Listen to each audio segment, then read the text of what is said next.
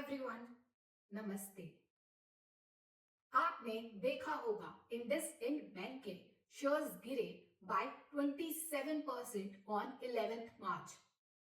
क्यों गिरे हम देखेंगे नेक्स्ट वीडियो में, बट इस वीडियो में हम देखेंगे कि एक ही दिन में 27% गिरा, तो इस केस में लोअर सर्किट क्यों नहीं लगा। सबसे पहले हम समझते हैं कि लोअर सर्किट क्या होता है। अगर किसी स्टॉक के बायर ज्यादा हैं सेलर से, तो उसके शेयर प्राइसेस अप मूव करते हैं, और वही अगर सेलर ज्यादा है बायर से, तो वो गिरते हैं। स्टॉक एक्सचेंजेस हर स्टॉक का प्राइस बैंड डिसाइड करते हैं।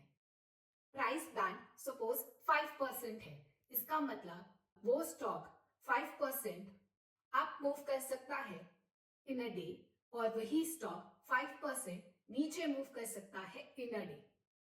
अपर सर्किट मतलब हाईएस्ट प्राइस क्या हो सकता है उस स्टॉक का इन अ डे, और वही लोअर सर्किट लिमिट मतलब लोएस्ट प्राइस क्या हो सकता है उस शेयर का इन अ डे। सपोज शेयर का प्रीवियस डे क्लोजिंग प्राइस था 100 रुपीज, उसका प्राइस बैंड है 5%, तो आज उसका हाईएस्ट प्राइस हो सकता है 105 और उसका लोएस्ट प्राइस हो सकता है 95।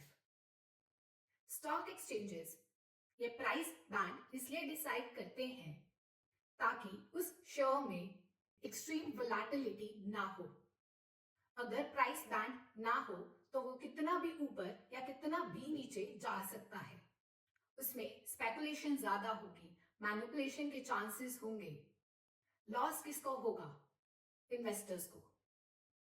प्राइस बैंड होता है 2%, 5%, 10%, 15% एंड 20%, बट इनकी एक्सेप्शन है। अगर स्टॉक्स की ट्रेडिंग होती है F&O सेगमेंट में, तो उन पर फिक्स्ड सर्किट लिमिट नहीं लगती। कुछ इंडिविजुअल स्टॉक्स हैं जिन पर F&O ट्रेडिंग कर सकते हैं, इन पर डायनेमिक सर्किट लिमिट लगती है, वो है 10%। अगर इन स्टॉक्स के शेयर प्राइसेस मूव करते हैं 10% अपवर्ड्स और मूव करते हैं 10% डाउनवर्ड्स, और 15 मिनट्स के बाद स्टॉक एक्सचेंज रिलैक्स कर देते हैं, वो रिलैक्स करा जाता है further by 5% at a time, जिसके बाद ये फिर से अपवर्ड या डाउनवर्ड मूव करता है। सपोज F&O स्टॉक्स का प्रीवियस डे क्लोजिंग प्राइस था 100 रुपीज, तो वो आज 10% गिरता है। जब वो 10% गिर जाता है 15 मिनट्स, तो स्टॉक एक्सचेंज फिर रिलैक्स कर देते हैं। मतलब अब तक स्टॉक गिर चुका था 90 रुपीज पर, मतलब 10% गिरने के बाद स्टॉक एक्सचेंज 5% और अलाउ करेगा गिरना एट ए टाइम। अब वो स्टॉक और नीचे गिर सकता है। इसलिए आप बहुत बार देखते हैं कि कुछ स्टॉक्स पर तो अपर लिमिट या लोअर लिमिट लग जाती है, बट कुछ स्टॉक्स तो एक ही दिन में बहुत ज्यादा ऊपर मूव करते हैं और बहुत ज्यादा गिरते हैं।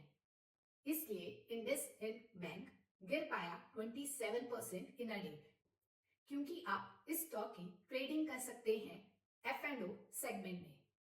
आप कैसे चेक कर सकते हैं कि इस स्टॉक का प्राइस बैंड क्या है? आप NSE या BSE की वेबसाइट पर जाएं।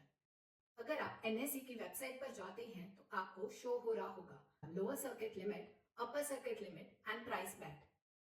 अगर आप NSE पर देखें तो जो F&O स्टॉक्स हैं उनका भी आपको lower circuit limit and upper circuit limit show हो रहा होगा, बट एक्चुअल में कोई लोअर या अपर सर्किट नहीं लगता।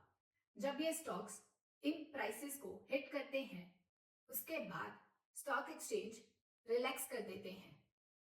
स्टॉक एक्सचेंजेस एक दूसरे के साथ कंसल्ट करके डिसाइड करते हैं और कितना रिलैक्स करना है, based on various factors. Thank you.